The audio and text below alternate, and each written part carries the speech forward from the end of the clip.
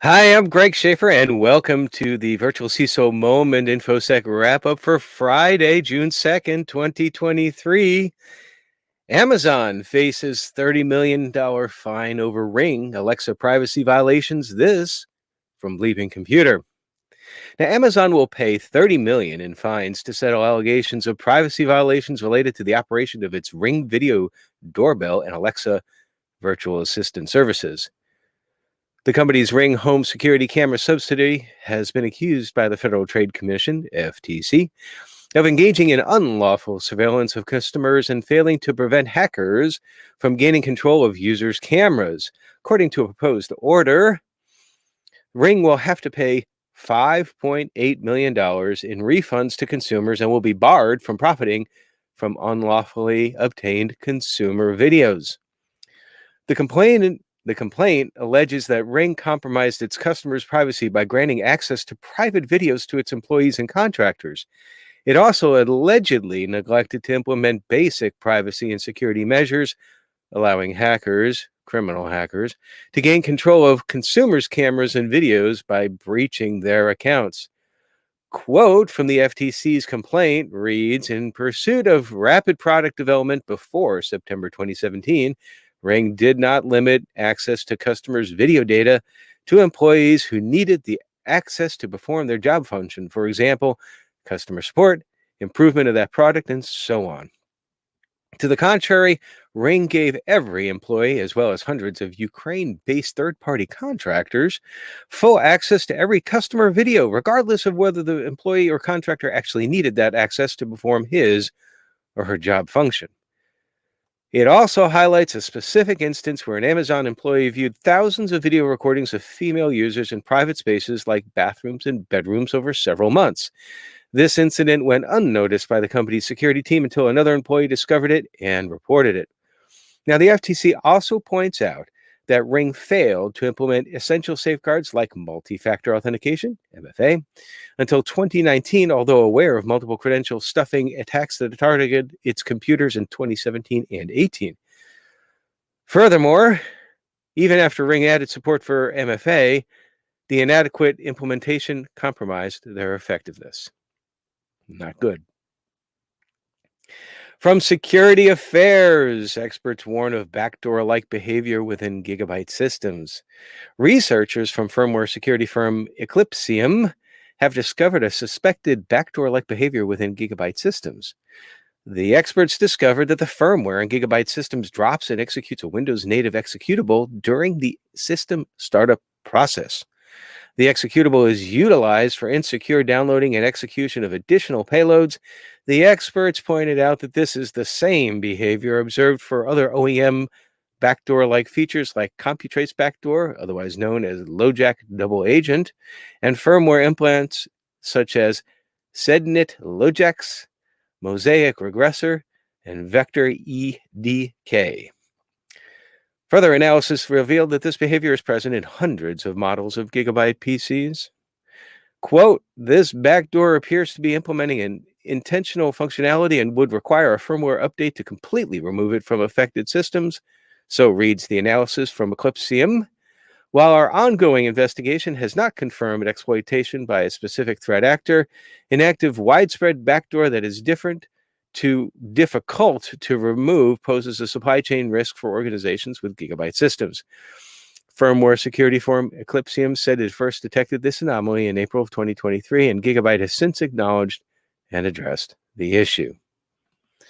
And we'll be right back after a word from our sponsor. vCISO Services is a small, specialized, veteran-owned information security firm with a calling, founded on Christian values and focused on the needs of small and mid-sized businesses. Our passion is to help small and mid-sized businesses gain a fighting chance in an increasingly hostile cybersecurity threat environment by providing executive part-time virtual CISO services, information security risk management services, and CISO advisory services. Check them out at vcisoservices.com.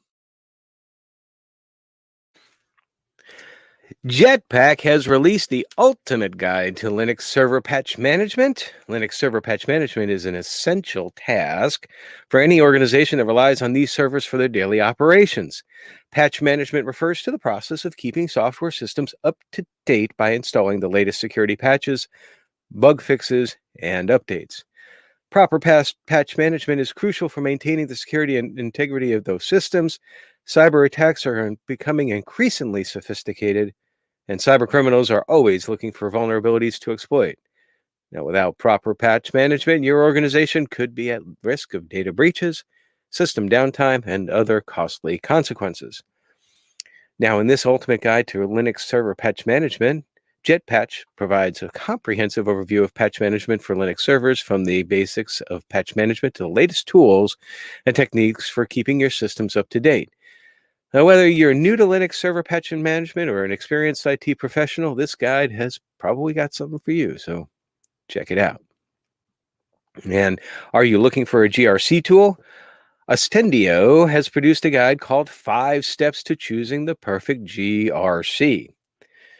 Now, building out a security and compliance program can be daunting, especially if you're working towards multiple frameworks. For this reason, many organizations turn to GRC platforms to create and organize policies and procedures, manage and mitigate risk, compile evidence, and collaborate with an auditor to comply with multiple frameworks such as SOC 2, HITRUST, NIST 800-171, and many more. For those newer to cybersecurity or implementing a new security program from scratch, you might have a few questions about GRC, such as, what does it stand for? Well, it stands for Governance, Risk, and Compliance. Organizations use GRC to manage and mitigate their risk, comply with regulations and security standards, and govern business operations. Makes sense. What are GRC tools? Well, they are software systems that organizations use to manage their governance, risk, and compliance. These tools allow businesses to organize their policies and procedures, train staff on compliance standards, and manage risk and respond promptly to threats.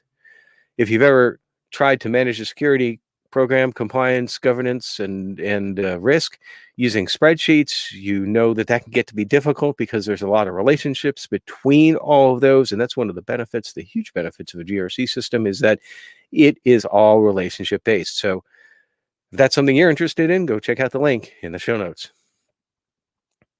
From Naked Security by Sophos, that KeePass master password crack and what we can learn from it. Remember that?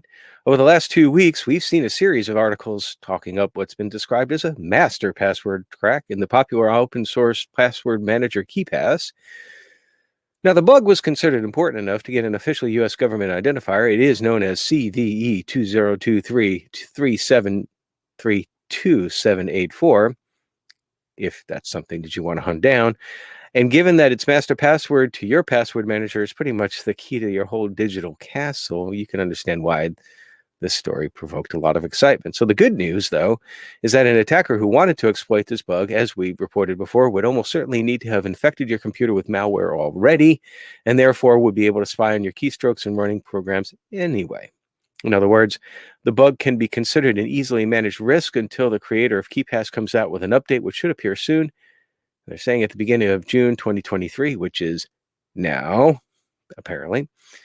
As the disclosure of the bug takes care to point out, if you use full disk encryption with a strong password and your system is free from malware, you should be fine.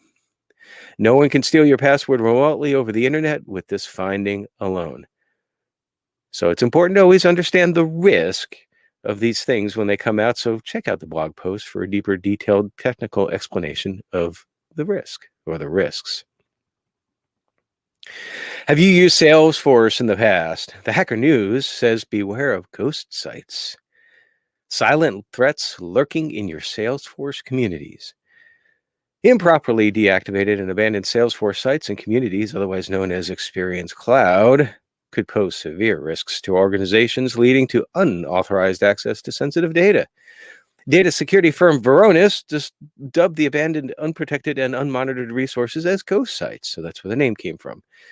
When these communities are no longer needed, though, they are often set aside and not deactivated. Quote from Varonis Threat Labs researchers report that was shared with the Hacker News. Because these unused sites are not maintained, they aren't tested against vulnerabilities, and admins fail to update the site security measures according to newer guidelines. Varonis said it found many of these deactivated but still active sites still fetching new data, thereby allowing threat actors to extract data by manipulating the host header in the HTTP request. Compounding the risk further is the fact that the obsolete sites lack the latest security protections, making them an ideal target for threat actors looking to siphon sensitive information.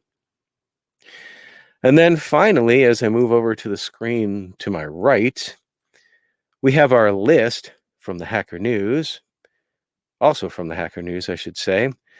And this is 6 steps to effective threat hunting. Now, finding threat actors is, before they find you, of course, is your key to beefing up your cyber defenses. How to do that effectively and efficiently is no small task, but with a small or investment of time, you can master threat hunting and save your organization millions of dollars. Consider this staggering statistic, according to the article.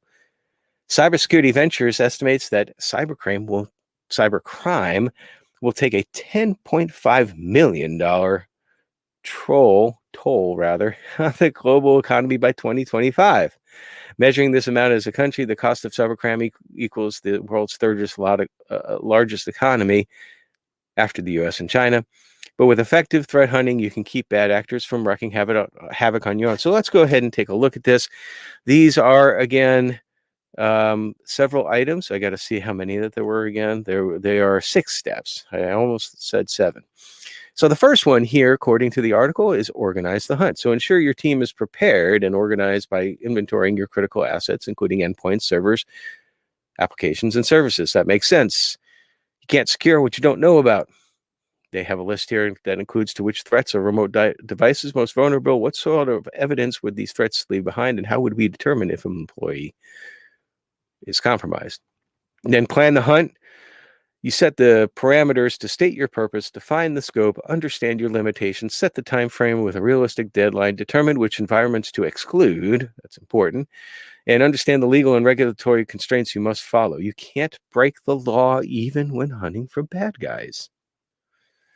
Use the right tools for the job, as Scotty famously said in Star Trek V, which was an underrated movie, in my opinion.